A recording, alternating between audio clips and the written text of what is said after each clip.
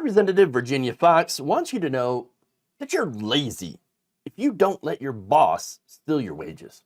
Just a lot of people in this country don't want to work, period, and want somebody else to take care of them. And that's not what this country's all about. What we need, we have great opportunities in this country for people to be successful if they want to work hard. So this was during a hearing about a rule preventing companies from working people overtime without paying them for their extra hours worked. You know what that is? That's wage theft. That's illegal. And she's saying, oh no, it should not only be legal, but you're lazy if you don't allow your boss to exploit you. Now, the White House estimated that an additional 3.6 million workers, most of them salaried, would be eligible for overtime pay they currently are not eligible for under the plan. Many of those workers routinely work more than 40 hours a week, which doesn't sound lazy to me, but receive nothing beyond base pay. This would allow them to get time and a half. So look, companies love to take advantage of this because it saves them money and they can squeeze more time and work out of their employees for no extra cost. So for them, it's like, oh yeah, no brainer. Of course, we're going to overwork that salary guy because why would we pay him more for it if we don't have to? Exactly. So now there are some protections for workers who do overtime, but they don't apply to everybody. And that's due to something called the low salary threshold. So the salary below which workers have a legal right to overtime pay regardless of their job duties. So currently, the rate's at $35,568 per year. So that's not a lot of money. The administration wants to hike it to $55,068.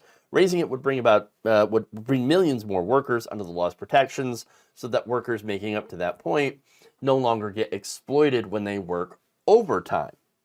So, but Republicans like Virginia Fox say, no, I hate this idea. I hate it. I hate it. This would actually force our beloved corporations to, actually pay their workers what they're owed.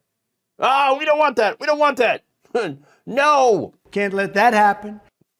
Now, the Labor Department estimates that the overtime proposal would put $1.3 billion of additional wages in workers' paychecks.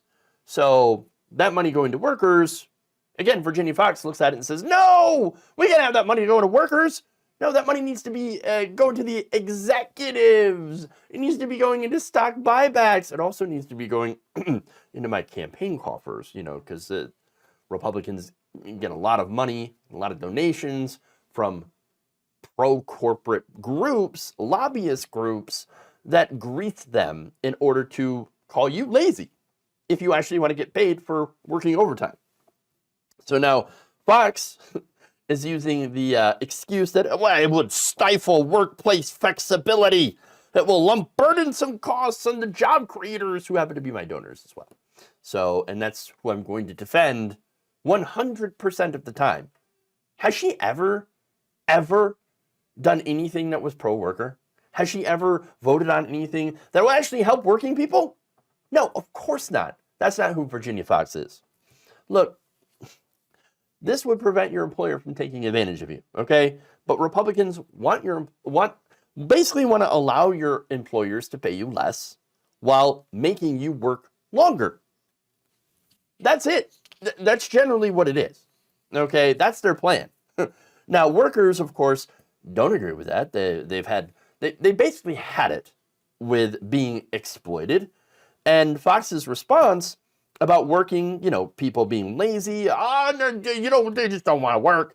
It came in response to from Democratic witness Judy Conte and her testimony.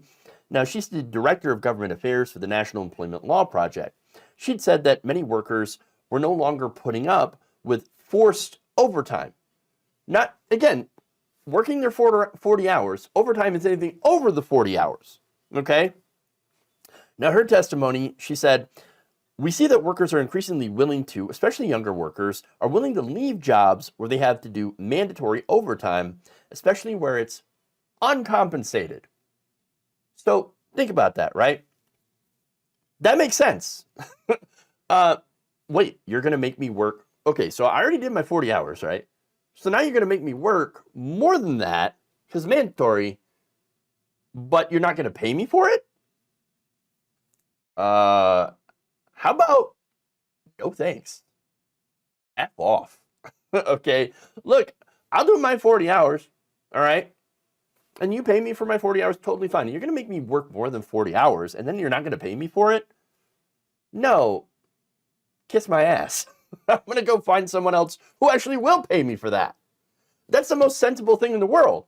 And again, Virginia Fox says, no, you should be forced to work overtime without being compensated. If you don't, you're lazy. No, F off. F off. Okay?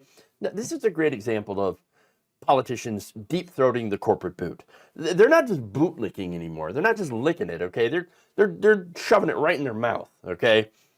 The difference is here is that these Republican politicians, and all politicians who, are anti-worker, they're getting paid very handsomely to deep-throat that boot. Whereas they want the average worker to lick the boot for free.